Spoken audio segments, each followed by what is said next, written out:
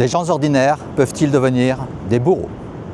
L'expérience de la prison de Stanford, très présente sur YouTube, l'est fréquemment pour de mauvaises raisons. On y décrit sous un angle souvent sensationnaliste l'attitude sadique de certains des étudiants volontaires pris par leur rôle de gardien, au point d'en oublier apparemment toute décence humaine. Au-delà des problèmes éthiques et méthodologiques que soulève cette expérience, la question est de savoir dans quelle mesure nos comportements sont influencés par les situations dans lesquelles nous nous trouvons, par la soumission à une autorité supérieure, par la conformation au groupe, par les rôles sociaux que nous endossons et les représentations que nous en avons. Et si ces mécanismes contribuent à façonner nos pensées et nos actes, n'est-il pas primordial de les connaître? Je développe dans un instant. Bienvenue sur la chaîne, je suis le vieux.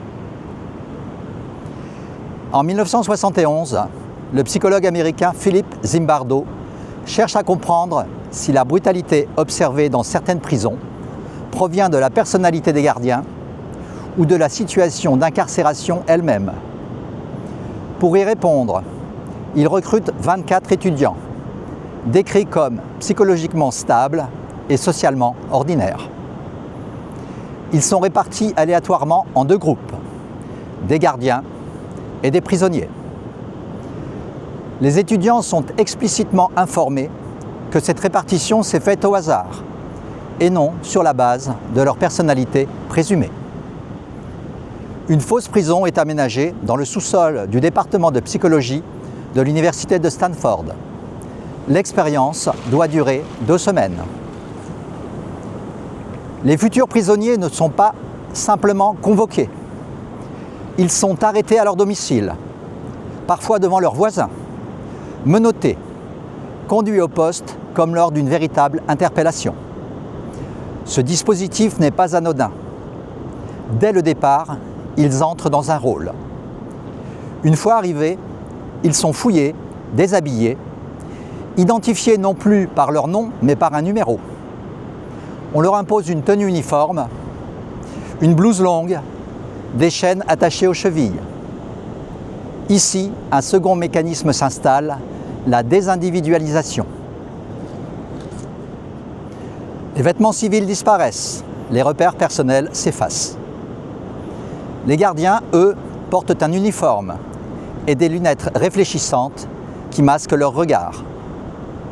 Eux aussi entrent dans un rôle. Mais leur identité est renforcée par les signes d'autorité. Ils reçoivent en outre des consignes précises. On leur rappelle qu'ils doivent maintenir l'ordre, instaurer une discipline stricte, exercer un contrôle total.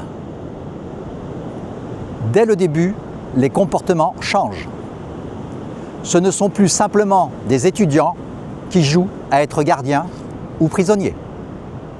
Les rôles sont investis, parfois avec une intensité inattendue. Les prisonniers contestent tout d'abord l'autorité, refusent certaines consignes, improvisent une forme de rébellion.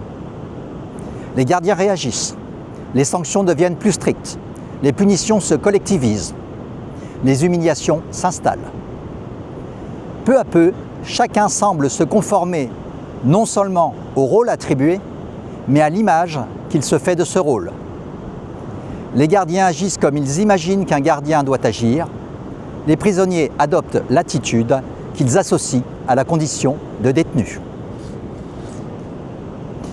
Les mauvais traitements initiaux, l'arrestation, la dépersonnalisation renforcent chez les prisonniers le sentiment d'impuissance. Les gardiens, quant à eux, sont orientés vers une posture de contrôle et de domination par les consignes qu'ils ont reçues. L'escalade ne surgit pas du néant. Elle s'inscrit dans ce cadre déjà structuré. Privation de sommeil, humiliation, punition collective. Certains prisonniers montrent alors des signes de détresse aiguë. Pleurs, crises d'angoisse, confusion. L'un d'eux doit même être extrait rapidement du dispositif. L'expérience, prévue pour 2 semaines, est finalement interrompue au bout de 6 jours. Et ce n'est Ni un prisonnier, ni un membre de l'équipe de recherche qui mettra fin à l'étude, mais une jeune psychologue invitée à en observer le déroulement. Confrontée aux scènes d'humiliation et de détresse des participants, elle exprime son indignation et interroge directement la légitimité de ce qui est en train de se produire. Son intervention agit comme un révélateur. Zimbardo lui-même reconnaîtra plus tard avoir été pris par son rôle de directeur de prison, au point de perdre la distance nécessaire à l'observation scientifique. À première vue, l'expérience semble démontrer que la situation suffit à transformer des individus ordinaires en oppresseurs. Pourtant, les archives et les analyses ultérieures invitent à nuancer ce récit. Les gardiens n'ont pas simplement improvisé leur comportement. Ils ont reçu des indications précises sur la manière de maintenir l'ordre et de créer un climat de contrôle. Au début de l'expérience, lors de la réunion préparatoire avec les gardiens, Zimbardo leur explique, je cite, « Vous pouvez créer chez les prisonniers un sentiment d'impuissance. Nous allons leur retirer leur individualité. Ils n'auront aucune intimité. » Ces consignes n'impliquent pas explicitement la violence physique, mais elles définissent une direction, produire un déséquilibre de pouvoir, installer une domination psychologique.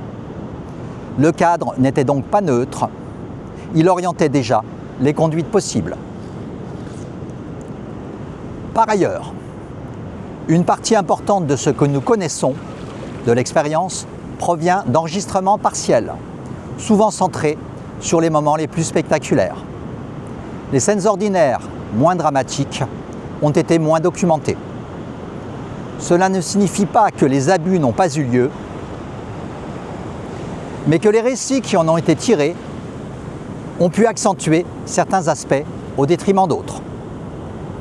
Enfin, le rôle du chercheur lui-même mérite d'être mentionné. En assumant la fonction de directeur de prison, Zimbardo s'est retrouvé impliqué dans le dispositif qu'il observait. Il reconnaîtra plus tard avoir perdu la distance nécessaire à une supervision entièrement objective. Ces éléments ne suffisent pas à invalider l'expérience. Ils montrent cependant que la situation étudiée n'était pas neutre, mais qu'elle avait été délibérément organisée et orientée. Et cette construction influe directement sur les comportements que l'expérience cherche à observer. Mais nuancer l'expérience ne signifie pas l'invalider totalement. Même si le cadre et les consignes données ont été conçus pour orienter les comportements, il reste un fait troublant. Des étudiants ordinaires ont accepté d'endosser un rôle d'autorité, et certains l'ont investi avec une intensité inattendue. Ce que les psychologues appellent la désindividuation, cette perte de conscience de soi au profit du rôle, c'est-à-dire une forme de désindividualisation, a fonctionné. Les uniformes, les numéros, l'anonymat ont modifié les rapports humains. La division entre gardiens et prisonniers a rapidement structuré les interactions. Une rébellion a provoqué une escalade. Des sanctions collectives ont été mises en place. Des comportements humiliants ont émergé. Tout cela ne peut pas être réduit à une simple mise en scène. Ce que montre Stanford, ce n'est peut-être pas que la situation transforme inévitablement les hommes en bourreaux, mais que certains dispositifs sociaux rendent certaines conduites plus probables que d'autres. Lorsque l'autorité est légitimée, quand les rôles sont clairement définis et que le groupe rend acceptable des conduites qui ne le seraient pas hors de ce cadre, l'espace des possibles se réduit. Et dans cet espace rétréci, certains choix deviennent plus faciles, d'autres plus coûteux. Ce que met en évidence l'expérience de Stanford n'est pas un phénomène isolé. Nous avons déjà rencontré des mécanismes comparables. Dans l'expérience de Solomon Asch, la pression du groupe suffit à faire douter un individu de ce qu'il voit pourtant clairement. L'erreur devient plus confortable que la dissidence. Dans celle de Stanley Milgram, la présence d'une autorité légitime conduit des participants ordinaires à infliger des chocs électriques potentiellement mortels qu'ils croient réels. L'obéissance devient plus simple que la désobéissance. À Stanford, le mécanisme est différent mais complémentaire. Il ne s'agit plus simplement d'un groupe ou d'une autorité explicite. Il s'agit d'un rôle inscrit dans un cadre institutionnel construit. Le groupe valide, l'autorité légitime, le rôle structure. Ces trois dimensions ne s'opposent pas, elles se renforcent. Le groupe prend certains comportements socialement acceptables. L'autorité leur donne une justification officielle. Le rôle les inscrit dans l'identité même de celui qui agit. Lorsque ces trois niveaux convergent, la pression ne vient plus simplement de l'extérieur, elle devient intérieure. Et la marge de manœuvre individuelle peut alors diminuer considérablement. Cela ne signifie pas que la possibilité de faire ses propres choix disparaît totalement, mais plutôt que nos actes ne s'inscrivent jamais dans le vide. Si ces mécanismes existent, pouvons-nous les ignorer? Et surtout, que devient notre responsabilité lorsque nous ne reconnaissons pas les forces qui orientent nos décisions? Lorsque nous obéissons à un rôle, à un groupe ou à une autorité, sans même nous en rendre compte? Peut-on être pleinement responsable d'un choix dont on ne perçoit pas les déterminants? Est-ce encore un choix ou seulement une réaction conforme à un cadre? Et peut-on seulement dire « je ne savais pas ». En conclusion, les expériences de Asch, de Milgram et celles de Stanford ne nous disent pas que l'être humain est irrémédiablement soumis ou cruel. Elles montrent autre chose, de plus dérangeant et de plus subtil. Nos comportements sont profondément sensibles aux cadres dans lesquels ils s'inscrivent. Nous ne décidons jamais dans le vide. Nos choix prennent place dans des environnements structurés par des normes, des attentes, des hiérarchies et des rôles.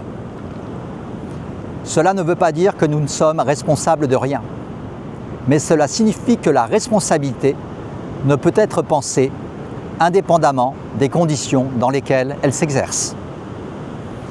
Ignorer ces mécanismes ne les fait pas disparaître, mais rend leurs effets plus forts encore. Comprendre l'influence du groupe, reconnaître le poids d'une autorité légitime, identifier la force des rôles sociaux, ne supprime pas notre responsabilité. Cela en précise même les conditions et rend ainsi possible de mieux résister aux pressions qui s'exercent sur nous. Peut-être la liberté ne consiste-t-elle pas en l'indépendance absolue. Peut-être commence-t-elle par la lucidité. La lucidité face aux cadres dans lesquels nous évoluons, aux rôles que nous endossons et aux dynamiques sociales que nous contribuons parfois, sans le vouloir, à entretenir. Et si tous ces mécanismes existent, alors les ignorer n'est pas une option. Les comprendre devient une nécessité. Enfin, comprendre les mécanismes d'influence ne suffit pas à trancher une question plus vaste. Si nos décisions sont orientées par les cadres sociaux, par des rôles, par des attentes collectives, que reste-t-il exactement de notre liberté? Sommes-nous simplement réductibles à des produits sophistiqués de nos environnements? Ou bien existe-t-il au sein même de ces contraintes un espace où le libre arbitre demeure possible? Si la liberté existe, elle ne peut pas être absolue. Ainsi, peut-être ne consiste-t-elle pas à échapper à toutes les influences, ce qui serait impossible, mais juste à prendre conscience de leurs effets. Car c'est une chose que d'être traversé par un rôle sans le savoir, c'en est une autre que de le reconnaître et de décider, parfois, de s'en écarter. La connaissance ne supprime pas les déterminismes, mais elle modifie notre rapport à eux. Et c'est peut-être là que commence la vraie liberté. Non pas dans l'absence de contraintes, mais dans la capacité à les voir. Cette question méritera d'être examinée plus en profondeur. Je vous dis donc à bientôt. D'ici là, portez-vous bien. Ciao.